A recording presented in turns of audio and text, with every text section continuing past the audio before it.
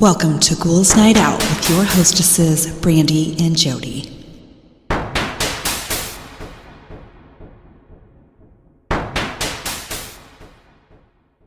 Hello, beautiful ghouls. Welcome. This is Brandy. I'm here with my sister, Jody. Hello. So I have some embarrassing moments. Okay. So as I was working as a dishwasher at a fairly popular Italian restaurant chain, you only have so much downtime every shift, so I took advantage of a short 5-minute break to use the restroom.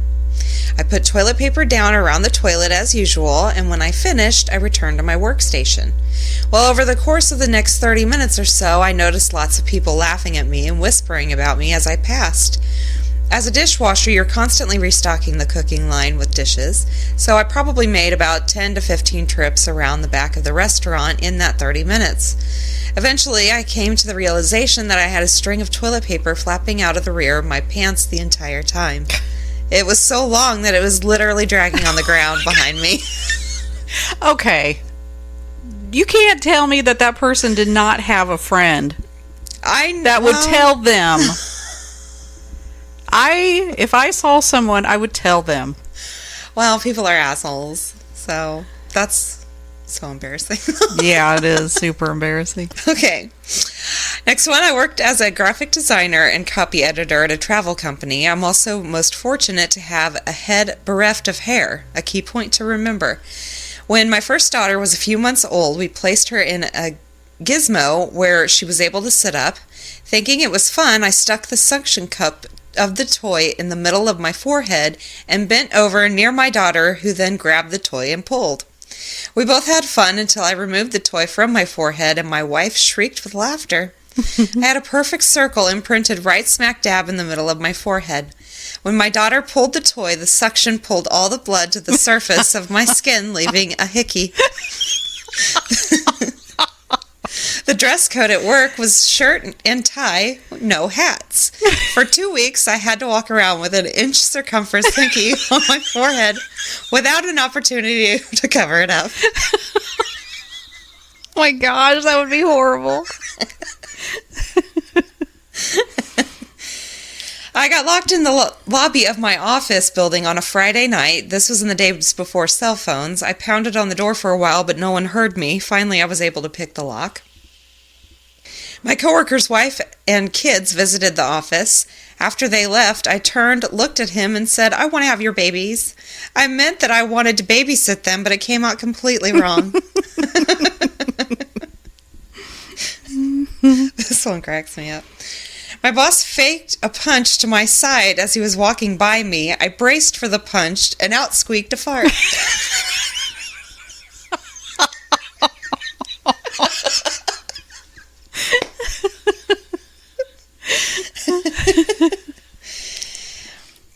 I worked in retail and got food poisoning on Thanksgiving. I tried to call in sick to work the next day, Black Friday. The boss didn't believe me. 15 minutes into my shift, I was helping a couple with questions on a new TV. I ended up vomiting on the wife's designer shoes. Now, see, I wouldn't have went. I wouldn't have went to work. Yeah, I mean... I took an Ambien on a red-eye flight. It didn't wear off by the time I had to go into work the next day. I barely remember any of the day. I was a total zombie. My emails and messages made no sense. I drove an hour and a half from Virginia to Maryland for work one day, a typical commute in a greater D.C. area. When I was getting out of the car, I realized I had no shoes on. I like to walk and drive with bare feet, and usually I have a pair of shoes in my car, but that day I didn't find any shoes.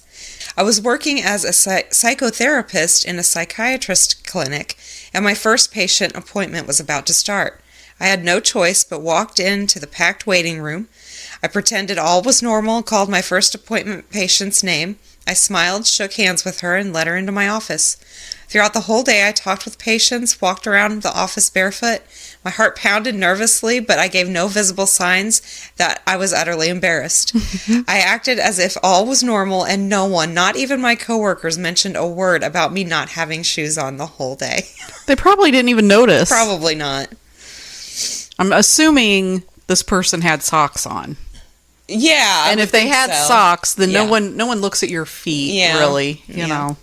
That's That's hilarious, though. There was free food in the office kitchen once. I grabbed some. On my way back to the desk, I tripped over my own foot in front of my colleagues. Don't worry, I saved the food.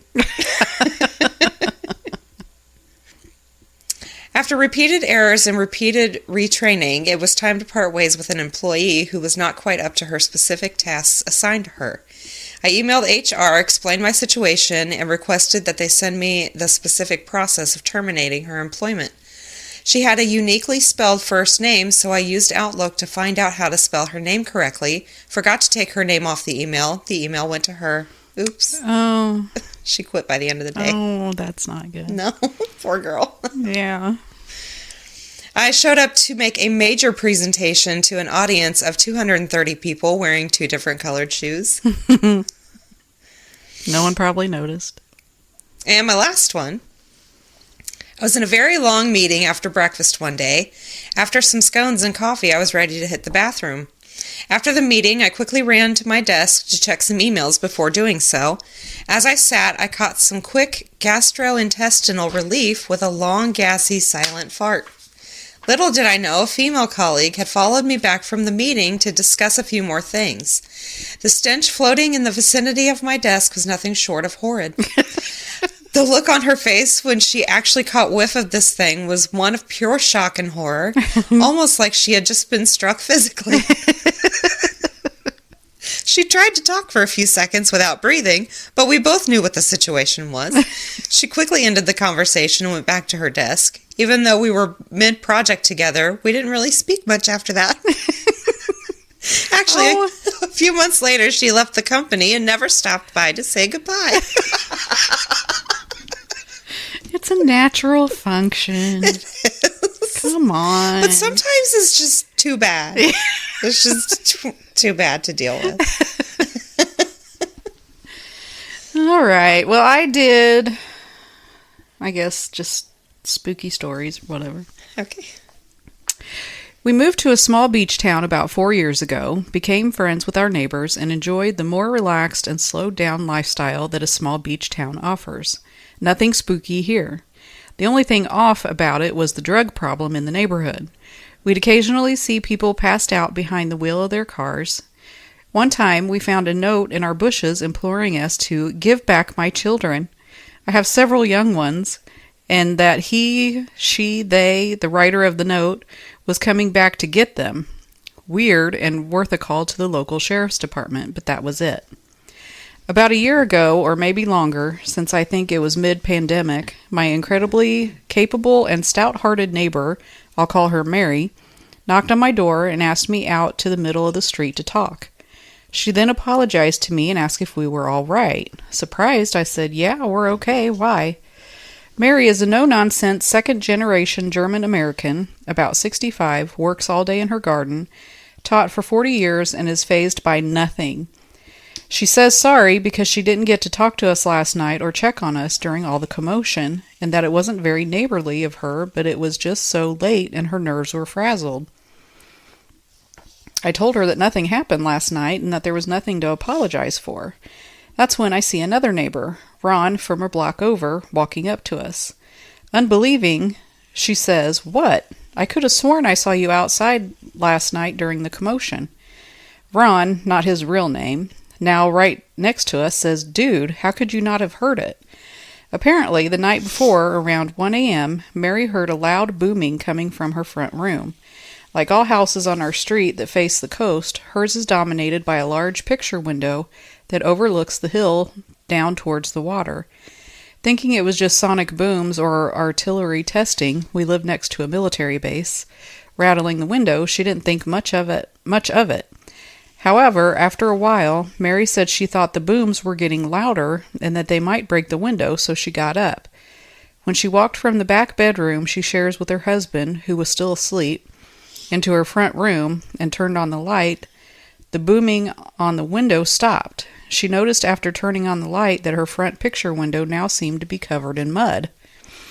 After looking around for a few seconds, seeing nothing, she turned off the lights and headed back to bed, again fazed by nothing. As soon as the house was dark, the booming started again, this time coming from the front door. Inset slightly from the window, the front door has a tall, thin window next to it that allows you to see who's in the inset. In the dark, Mary said she peeked through the window and saw movement. Immediately awake, she went back to the bedroom to get her husband.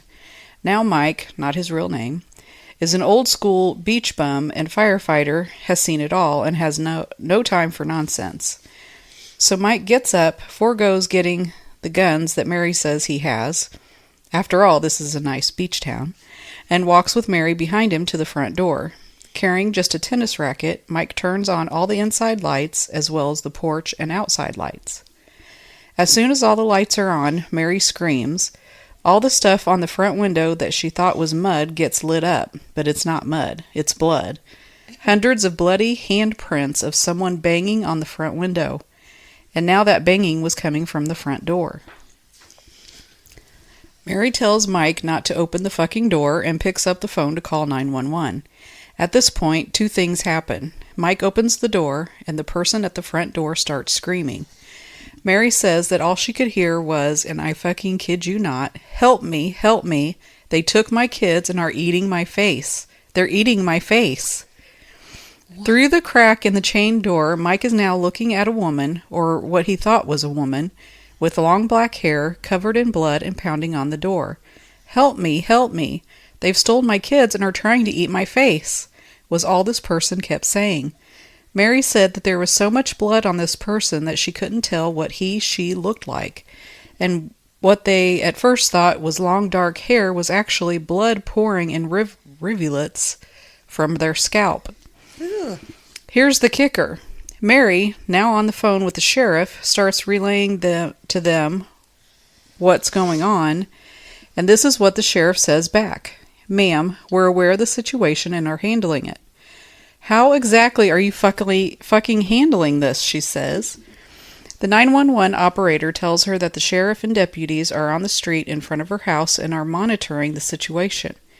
This is when Ron jumps in. Apparently, this truly disturbed person has been going to every house on his block and our block, pounding on the windows and doors while screaming the same thing. Basically, that someone stole their children and was trying to eat their face, while the fucking cops followed them from a distance. They had hit at least 10 houses with this same shit. What the fuck? For some reason, the sheriffs decided to take the person into custody right before they reached our house. I have several young kids, as well as a large old picture window that surely would have broken after a few good slaps. That morning, Mary shows Ron and I her front door and window. So much blood. There was never any follow-up from the sheriffs as to who the bloody person was or what eventually happened to them. The only thing we ever heard was that it was someone known to them and that drugs were involved. Oh my God. Where was all the blood coming from? I don't know. That is fucking crazy. And that they would just sit there and watch this go on? That's like horrifying. Yeah. In the middle of the night to wake up to that? Yeah. What a bunch of fucking assholes. Every summer, my wife's family spends 2 weeks at a lakeside cabin that they share with other members of the extended family. The cabin was built by my wife's grandfather and sits at the end of a dead-end road. Beyond the street's end is a dense wooded area. I've only ventured back there one time where we found an old abandoned cabin. The family cabin has just 2 bedrooms. The kitchen and a living room/dining room make an L shape that wrap around the bedrooms, bordering two sides of the cabin. The living room/dining room has a screen door on each end, one leading to the lake at the front, and the other the driveway in the back. The exterior wall of the living room has windows end to end. As you can imagine, the 2 bedrooms get crowded quickly when adult children and their families are all staying there at the same time. I have sleep issues, including insomnia and sleep apnea. I stopped using the CPAP because having my mouth and nose covered gave me panic attacks. Probably the only sleep issue I've ever had is sleepwalking. One night at the cabin, I was tossing and turning and decided to go to sleep on the couch in the living room/dining room so my restlessness and snoring wouldn't bother the other 3 people in the bedroom. It was already after dark, so I left the wall of windows uncovered. I scrolled through my phone until I felt tired enough to fall asleep. The next day, we were all enjoying the lake, and I took several photos with my phone. Later, I was going through my photos and noticed one I didn't recognize. I opened it and found a photo that appeared to have been taken in the dark with a flash. There was a mayfly illuminated by the flash. Then I saw it. Behind the mayfly was a glimpse of my car's driver's side window, or mirror, and part of the driver's door window. It had been taken at 1:42 a.m. the night before. My car was parked directly outside the wall of windows where I had been sleeping. What? That's creepy. I don't understand. It's like someone took their phone in the middle of the night and took a photo while they were asleep. Out the window? Well, it like was, they were in the room that person was in? Yeah, it was in, their car was in the background, and the only way the car would be in the background was if they took it in that room. What's a mayfly? I don't know. I don't know what that is. Okay. And I think this is my last one. This happened to me the summer I turned 11 and is one of the scariest, weirdest things I've ever experienced. I'd think it was a nightmare, except at the end there was another witness. That summer, my parents sold our very regular one-story house and bought a much larger, incredibly unique house in the next town over. The architect who'd built it used all kinds of old, reclaimed materials, and almost all of the windows were antique stained glass that came from England. That sounds fucking awesome. It does. The outside had a wide, rough cedar planks instead of regular siding, and my brother and I learned early not to run our hands over them or we'd get splinters. It was the coolest house I ever lived in. My room was also huge. It had its own bathroom and a walk-in closet. There were 2 large stained glass windows facing out towards the street, but at an angle. These windows were deeply recessed under the roofline. It was Florida, and this kept the scorching hot sun from shining directly into any of the rooms. When we moved in, my mom put my bed against the inner wall facing the windows. Again, coolest, most beautiful, most original house I've ever lived in. Our parents didn't tell us about the house until the deed was done. Then they took us over there to see it, and we were so excited. It just seemed so huge and exotic and grand. We moved in, and my brother and I spent the summer exploring the neighborhood, which was a lot older than the one we moved from, with a bunch of cool older houses in it, and trying to meet some kids, which we did. And when we did, we found out why our parents got a great price. The guy who built the house, who was a well-known local architect who'd built quite a few unusual, unique homes in the area, was also a convicted pedophile. He built the house we bought not long after he got out of prison for his wicked deeds. All the kids in the neighborhood knew about it from their parents, and when they found out which house we lived in, oh boy, you live in the haunted house? The guy who built your house is a pervert and went to jail for it, etc., etc. We got big eyes at the pervert revelation, but snorted at the haunted house one. Since no one lived in the house before us, what exactly was haunting it? I mean, it looked like it could be haunted, but it was also technically brand new, reclaimed materials or not. I also happened to read the Amityville Horror that summer, long before it was debunked as fake. I've always loved scary stories, ghost stories, stuff that scares people, and never felt especially scared or freaked out myself. But for some reason, that stupid, fake-ass book scared the shit out of me, resulting in my developing some serious sleep issues that summer. It didn't help that we were in a huge, strange house that I wasn't used to yet, and also because the house had so much wood inside and outside of it that every room had a smoke alarm with a red light that was really noticeable at night. The one in my room was on the wall right next to the closet, and after reading that dumb book, I'd wake up in the middle of the night and see the red light and immediately think of Jody, the pig demon thing, with red glowing eyes the daughter in the book saw, and I'd lay there thinking about the book and freaking out about the light. It usually took me hours to relax enough to get back to sleep. I always hated that, by the way. Yeah. I'm not a pig demon. They could have picked any other name in the fucking world. Anyway. This happened almost every night. Then one night I woke up needing to go to the bathroom, did it, got back in bed, and then lay there looking at that light and wishing for the millionth time I'd never read that damn book. It was after 2 a.m., the whole house is silent, and I was really not jazzed that the rest of my family was on the other side of the house, which isn't that far in the daytime, but seems like miles in the dead of night. Then I saw something in the window out of the corner of my eye, and holy God, there was what looked like a human head peering in the window at me. 2 stories up, a head looking in. Okay, this next part is difficult to write because it was so fucking weird and I really don't like remembering it. The windows of my room were very large, a 2-part design where the larger lower half was a rectangle topped by a smaller sideways rectangle, intersected by a thick wooden frame. My mom put in shutters on the lower half and sheer curtains on the top half. Some parts of the windows were clear like regular glass, some thick wavy glass, and some colored glass. When you looked through them, you'd get a distorted view of the outside, some clear and some not. So the head, or whatever it was, wasn't easy to see except as a shape. It kept rising up above the shutters like it was trying to see into the room, then would sink back down. I have no idea how long it was doing that before I noticed it. My first thought was that someone was standing on a ladder trying to see inside, but if that was the case, then either the ladder was propped against the window glass below, or the person was very tall.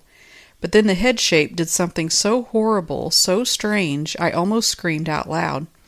It had been peeping up from below the shutters like a regular person would, but then it disappeared, and when it reappeared, it was looking in from the side. Like whatever it was changed position, it was suspended sideways in the recess, which was impossible. What? I'm trying to think how that would look. All thoughts of weird dude on ladder flew out of my head, and bad thoughts about demons and monsters flew in. I lay there in absolute terror, watching as the figure would appear and disappear, sometimes from the left, sometimes from the right, then most horribly upside down as if whatever was on the roof hanging over and looking in. Except again, these windows were in deep recesses and the head was right next to the glass, meaning it was clinging, or God help me, floating, right outside. At some point, I realized I could hear it as well. It made this faint scratching sound as it moved around, sounding just like when squirrels scramble around on the cedar planks. I couldn't see any facial features, and it didn't look like it had hair, but it definitely had an oval-shaped head. I don't know how long I lay there, scared to death and watching this thing look in my room, but then, having no idea what was happening, my brother walked in to use my bathroom. One of the less convenient features of this house was that his bathroom was actually located off the laundry room on the first floor, and he didn't like walking through a huge dark house in the middle of the night, so he used mine instead, which was fine with me and especially welcome at that moment because it broke the strange spell. I screamed at the top of my lungs. The thing disappeared with a loud scratching noise like it had claws that slipped off the cedar planks. And my brother said, "What was that?" I started crying. "What was that?" my brother kept asking, and he was almost as shaken up as I was. He told me later that the minute he walked into the room, he knew something fucked up was going on as the hair on his arms stood straight up. I spent the rest of the night sleeping in his room on his spare twin bed. The next day we went outside and looked all around, but there was no sign of anything, no marks in the ground if there was a ladder, no marks on the side of the house, no evidence at all that something had been crawling around my window trying to see in. We never told our parents. They weren't the kind of people who believed in the supernatural and would have dismissed it as a nightmare, and it was the kind of soul-scarring experience that would be made so much worse for being dismissed out of hand as imagination, when I knew it really happened. Nothing like it ever happened again. We lived in that house for years and everything was fine. But I wasn't taking any chances either. The next day I rearranged my entire bedroom so that my bed was now between the windows. Yeah, I didn't think that was a good move. I don't think I would want to do that. And I moved my dresser and mirror to a position where the mirror didn't face the windows either. so I wouldn't wake up and see something looking in reflected in the mirror. I also put a piece of tape over the red light in the smoke alarm, much to my stepfather's annoyance. I told him it kept me up at night, which wasn't a lie. That's creepy. So Gollum was on their freaking house? I don't know. I would not put my bed right by the windows after seeing something like that. Absolutely not. It would be looking at the back of your head then. It would be right there. Yeah, it would be right there. No way. That's creepy. No way. Okay. So I have some Glitch in the Matrix stories. Ooh, I like these. One day I was walking to work and all of a sudden had the urge to walk a different path than usual. I work downtown in a big city. It was a strange spur-of-the-moment urge to walk in a different way that changed my life forever. I turned into an alley I'd never seen before. As I remember it, I made it about 15 feet or so when the actual glitch happened. Everything in my mind scrambled. I felt like I didn't have a body anymore, just that I was a semi-conscious entity floating through some weird dimension. All of a sudden, in an array of different colors and shapes, a vision came to me.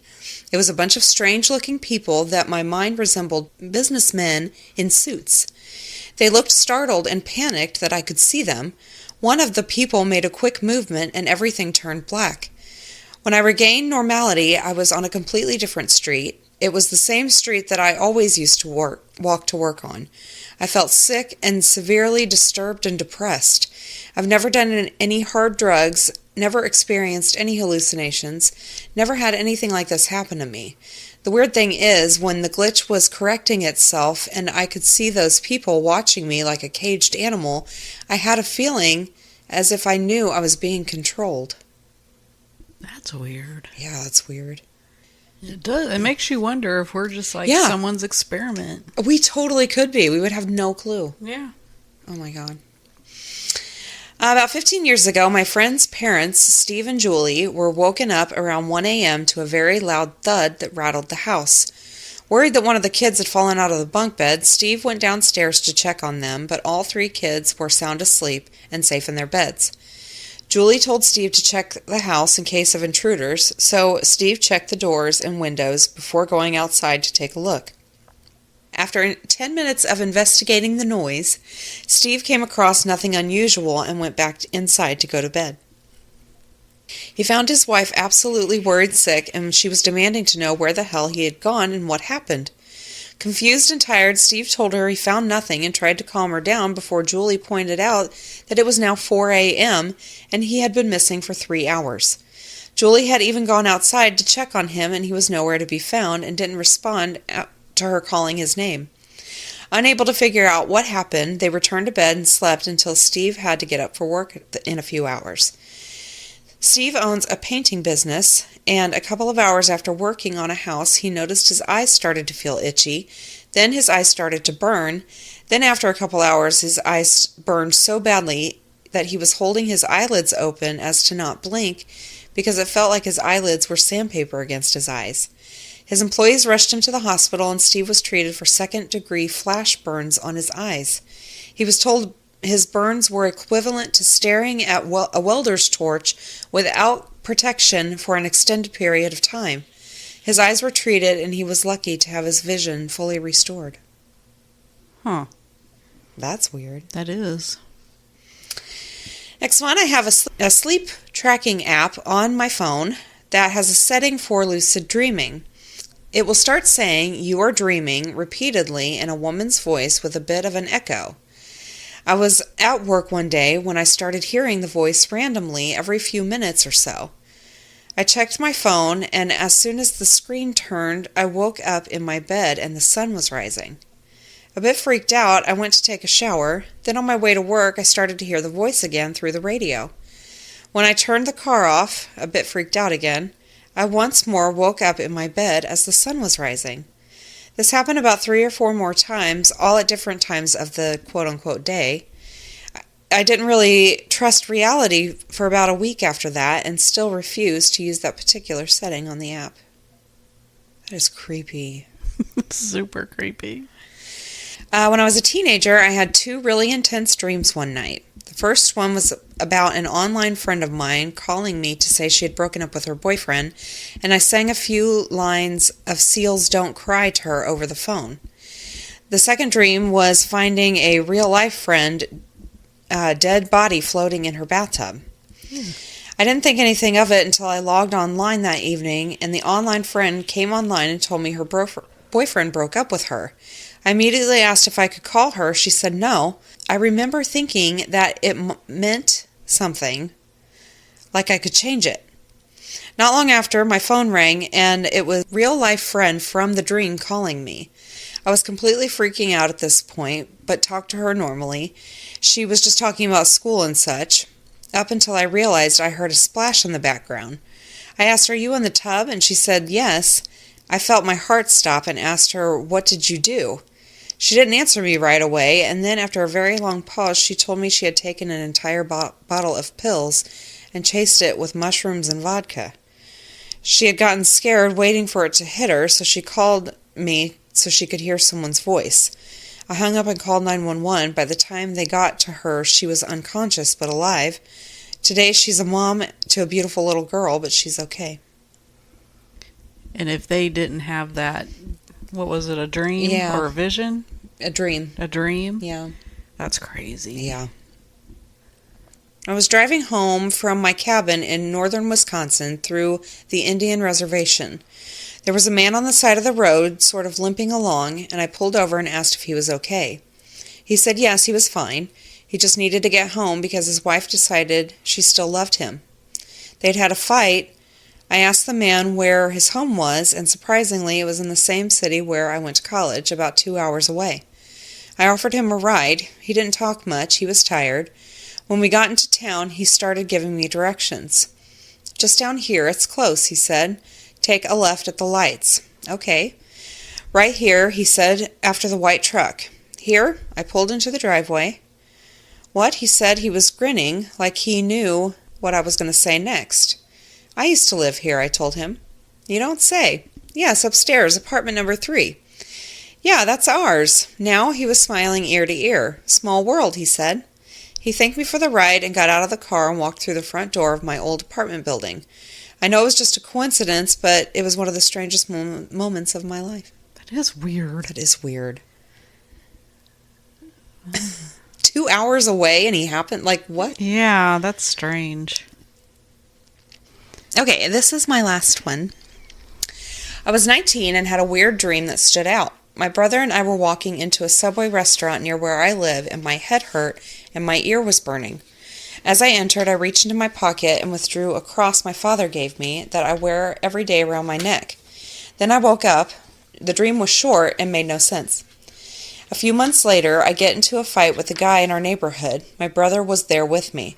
Walking away from the scene, we decide to duck into a nearby Subway so we can get cleaned up. When I realize the chain I wear my cross on is broken, dangling on either side of my neck. The guy I was fighting had broken it during the fight. The cross is missing. We 180 and go back to the scene and search and find nothing. Back to the Subway. By now, a headache has started to set in, and during the fight, the guy grabbed my ear and it was burning. As I stepped into the Subway, I remembered that dream and realized that I was experiencing it in that moment now. That was when I reached into my pocket, and there it was, my cross in the middle of my palm. I had no idea how it got there. It couldn't have fallen in.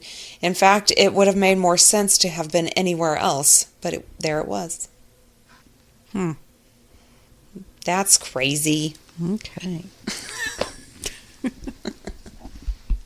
That is weird, though. I've never had a dream that, like, came true or, like, even close to that. Yeah, me neither. That'd be really, really fucked up.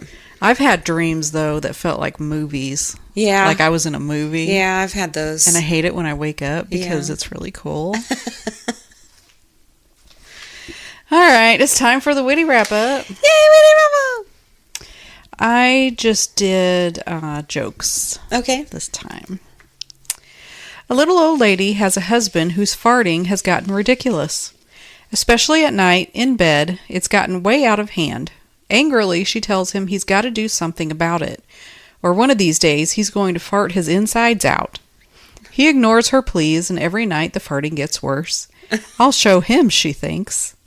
The next morning, she wakes up early and creeps to the kitchen. She gets the gizzards and inner turkey parts she was going to give to their cat, and instead silently places them on the bed next to her husband. A little while later, her husband comes into the kitchen, and he looks upset. I guess you were right after all, Agnes. I farted my guts out overnight. Agnes feigned innocence, asking, maybe it's time to talk to the doctor about this. Nah, her husband replied, I'll be okay. I just stuffed them back in. It's all right.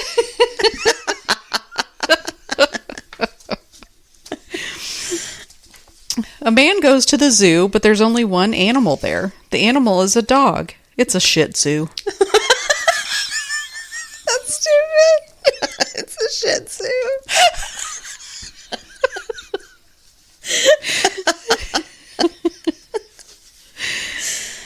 An elephant walked up to a man on a nudist beach and asked, how do you eat with that?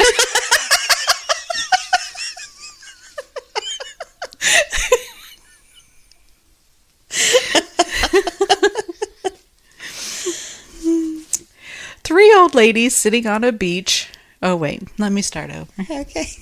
Three old ladies sitting on a bench in the park. A completely naked man runs past them. Two of them had a stroke. One wasn't fast enough.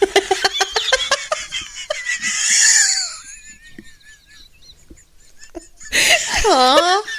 Dang it! That would have been me. You're like, wait for me. I missed. Just come back around. I'll be ready this Exactly. time. I'll be waiting right here.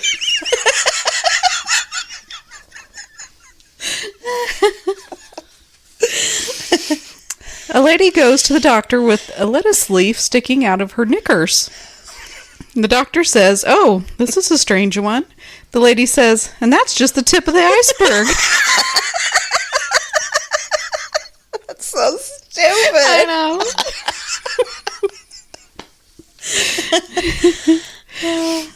Two guys are walking down the street and come upon a dog licking his balls. One guy says to the other, I wish I could do that. The other guy replies, I'd pet him first. At least let him sniff your hand. It's like, you buy a dinner first, but with a dog. Right. Yeah.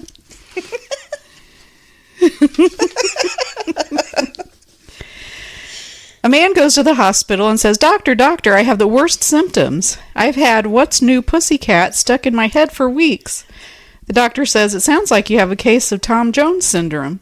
The man asks, is that common? And the doctor replies, it's not unusual. Oh my God.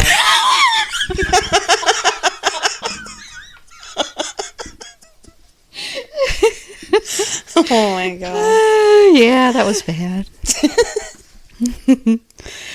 Wife, I'm pregnant. Husband, hi pregnant, I'm dad. Wife, no you're not.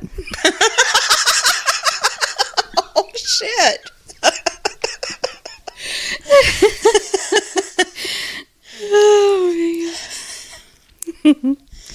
Today on a drive, I decided to go visit my childhood home.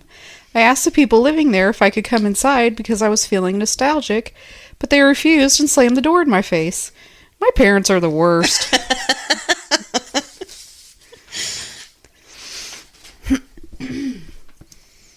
The doctor gave me 1 year to live, so I shot him with my gun. The judge gave me 15 years. Problem solved. Oh my God. Yeah, don't work like that. No. Not at all. My senior relatives like to tease me at weddings, saying things like, you'll be next. They stopped once I started doing the same thing to them at funerals.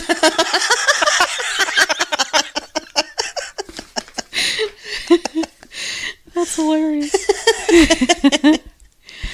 I'm sorry and I apologize mean the same thing, except at a funeral. I don't get it. Well, if you say, I'm sorry to someone at a funeral, then you're sorry. If you apologize, Oh. it's like you did something Yeah, that you okay. shouldn't have. Thanks for explaining that. You're welcome. What is the worst combination of illnesses? Alzheimer's and diarrhea. You're running but can't remember where. Oh, shit. It's horrible. That's going to be me. Oh, no. You're halfway there. Where am I going? I forgot. I knew I came here for something. What does one saggy boob say to the other saggy boob? If we don't get some support, people will think we're nuts. It's no good.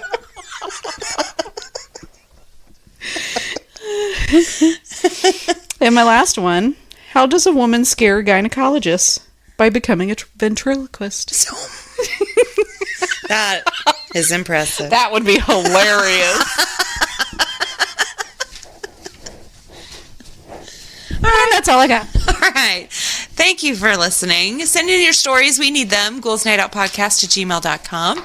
You can rate, review, and subscribe wherever you listen, and we will talk to you next week. Later. Bye.